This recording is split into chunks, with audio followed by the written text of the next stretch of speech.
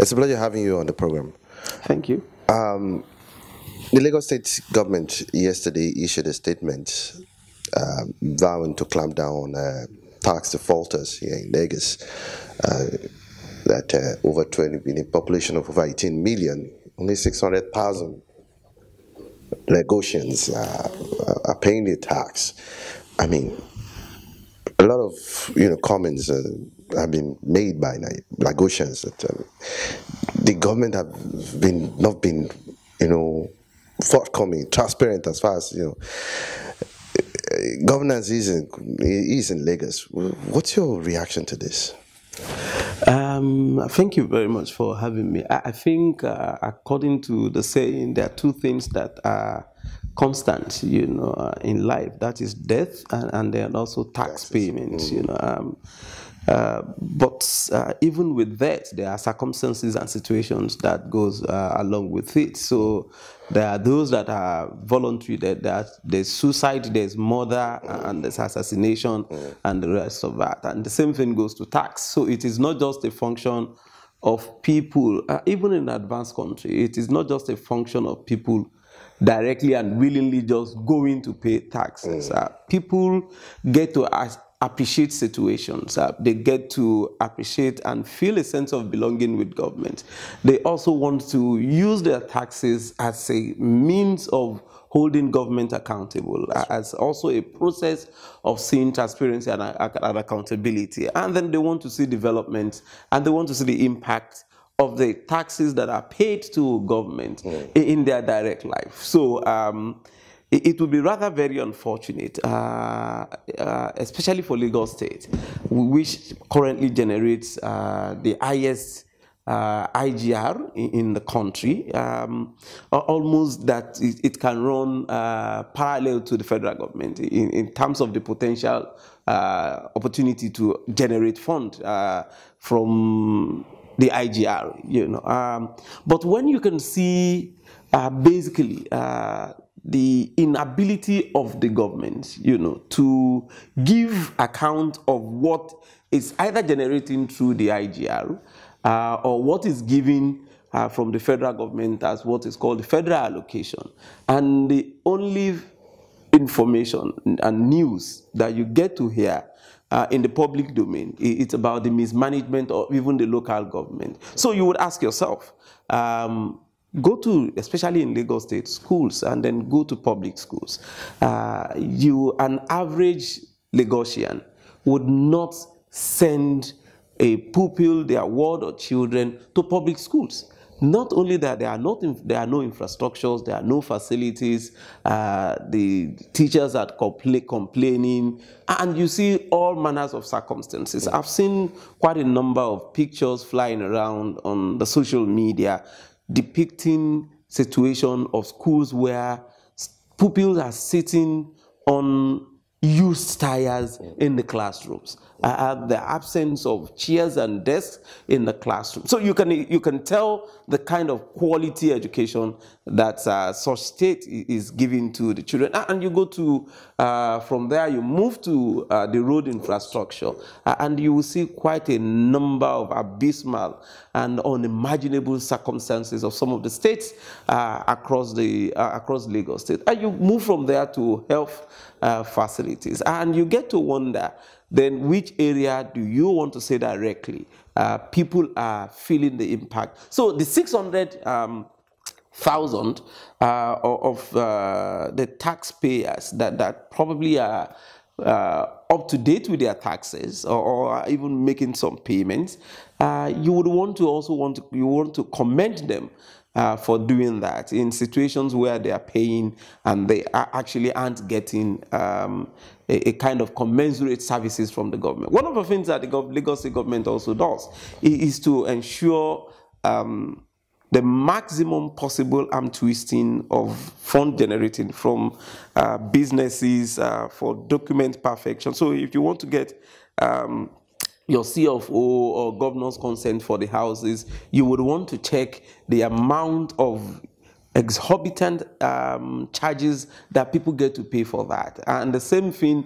for contractors who get contracts from Lagos. Now, I crave your indulgence. Now that, I mean, those are the strategies that has been adopted by the government, I mean, Lagos State government in terms of tax collections.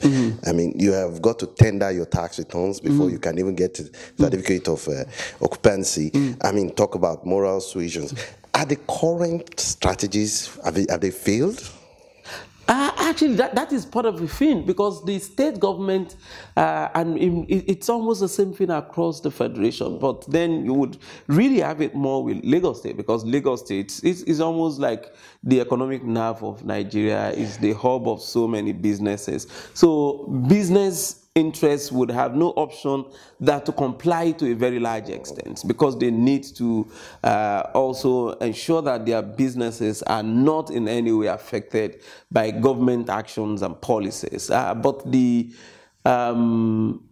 is very easier with that one for the government to enforce those taxes with those ones we've mentioned who are business interests and contractors. It's a complete different story and ball game with the ordinary citizens on the streets and on the road. So when you look at the population, when we see between 18 and 20 million, you want to also ask yourself, how many of these 20 and 18 million are gainfully employed? That's right. How many of them are salary earners? So quite a number of them are conductors, bus drivers, peasants, and a huge percentage in the informal sector that are not in any way affected positively by government. So they don't even also have any obligation to say they want to go and pay anything to government, who already collects a certain amount of money from federal allocation on their behalf,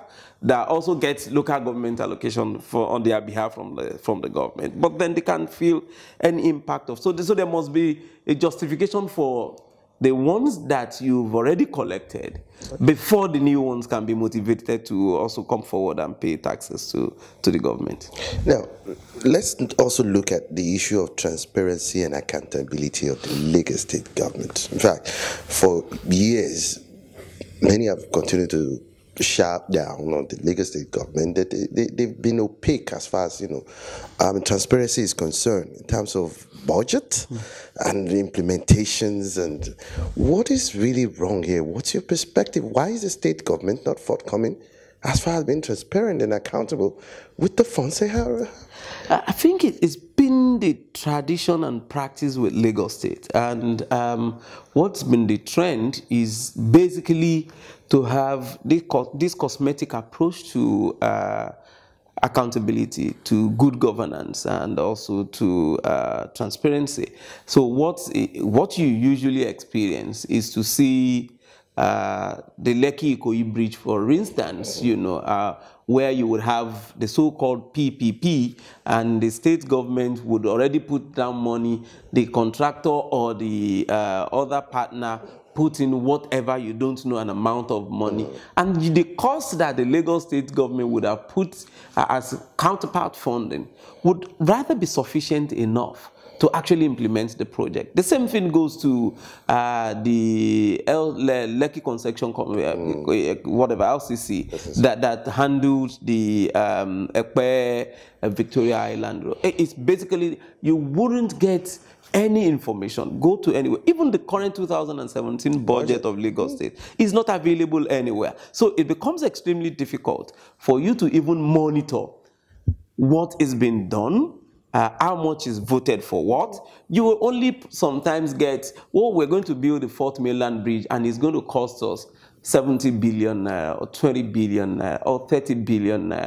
You would not even get to see when are the biddings open, when are the adverts made, who is the winner bidder, how much is then involved. And you would not even know when many times those budgetary provisions are even varied by the government. So in terms of accountability, in terms of transparency, Lagos State does not come in any way closely. But like I said, because there's a whole lot of money, and then the cosmetic approach to it of having a fanciful bridge, a flowery sidewalk, and the rest of that, it kind of shifts the attention of people away from the cost of many of those services and also the cost of governance. And all you see celebrated is the display of musicians around at the 50th celebration of the state, a huge investment in billboards and the rest of that,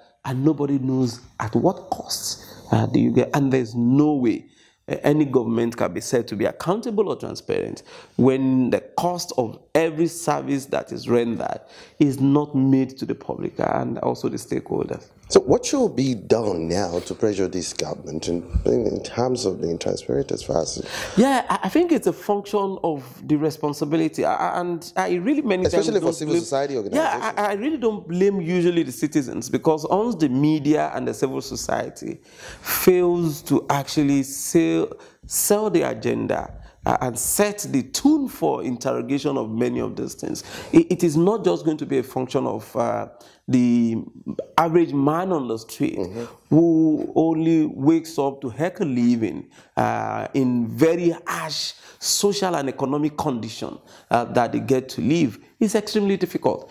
The media has nothing short of a very, very serious challenge under this circumstance, and especially in a state where you have the highest concentration of the media in the country. They are in Lagos, the highest concentration of civil society. Almost, I think Abuja then probably would lately be competing with the population in Lagos. But then a high population of the civil society are still domiciled in Lagos. With that concentration and the level of abysmal performance of the state government in terms of transparency and accountability, it does not actually match, and it's a huge challenge.